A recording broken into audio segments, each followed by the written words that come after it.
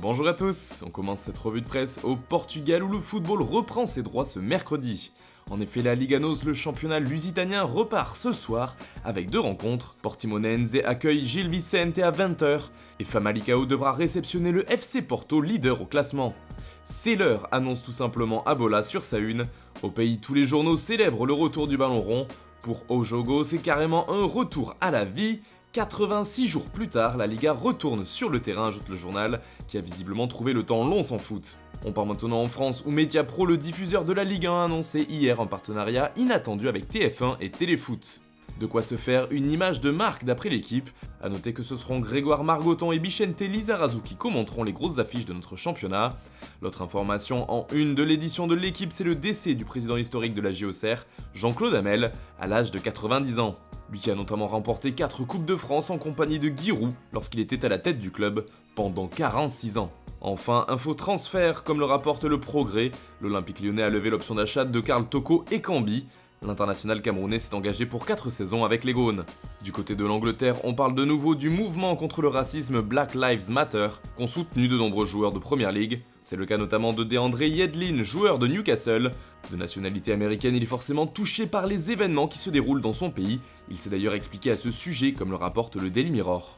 Il a avoué que sa famille aurait peur pour sa vie en tant que jeune homme noir s'il vivait aux États-Unis en ce moment. Des mots qui font les gros titres de tous les tabloïds ce mercredi à l'instar du Daily Express. Tu ne serais pas en sécurité ici, titre le quotidien anglais, faisant référence aux mots du grand-père de Yedlin. En Espagne, l'effectif du Real Madrid fait la une de Marca, et en particulier le front de l'attaque de la Casablanca, car pour la première fois depuis longtemps, elle affiche complet. En effet, Zinedine Zidane dispose de 10 joueurs offensifs, un véritable arsenal. Il y a clairement embouteillage devant, avec Gareth Bale, Vinicius, Karim Benzema, Eden Hazard, Lucas Vazquez, Mariano et Brahim Diaz, Marco Asensio, Luka Jovic et Rodrigo. Zizou va devoir faire des choix.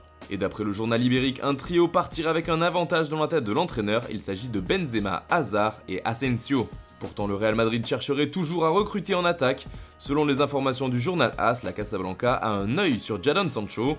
Elle qui cherche un titulaire en puissance pour son côté droit aurait donc choisi le jeune anglais, lui qui a d'ailleurs des statistiques impressionnantes à tout juste 20 ans, 20 buts et 20 passes décisives toutes compétitions confondues cette saison. Souvent évoqué du côté de Manchester United, Sancho pourrait donc également aller en Espagne. En tout cas, le Real Madrid a décidé d'entrer dans la danse. D'ailleurs, dans les colonnes du Manchester Evening News, on apprend que les Red Devils auraient trouvé une alternative en cas d'échec de la piste Jadon Sancho. MU se dirigerait donc sur le jeune Thiago Almada. À 19 ans, il joue au Vélez Sarsfield dans le championnat argentin.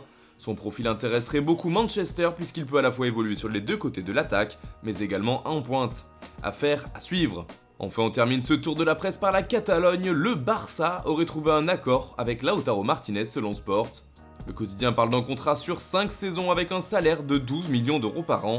Toujours d'après le média barcelonais, l'Inter a déjà renoncé à son attaquant vedette, mais n'a pour l'instant conclu aucun accord avec le club Blaugrana. Autres informations concernant le mercato du Barça, le PSG mettrait des bâtons dans les roues du club catalan sur 2 dossiers. D'abord sur le transfert de Neymar en demandant des conditions qui rendent l'opération impossible. Ensuite sur le cas Miralem Pjanic en faisant grimper les enchères avec la Juve.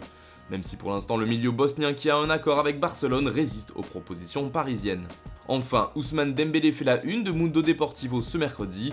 Selon le journal catalan, le Français qui a toujours refusé de quitter Barcelone aurait cette fois changé d'avis. En effet, le projet de la Juventus l'intéresserait et ne le laisserait pas insensible. Dembélé envisagerait donc de rejoindre l'équipe turinoise, en tout cas il ne ferme pas la porte. Voilà, c'est tout pour ce matin, bonne journée à tous, on se retrouve dès demain pour une nouvelle revue de presse sur Foot Mercato.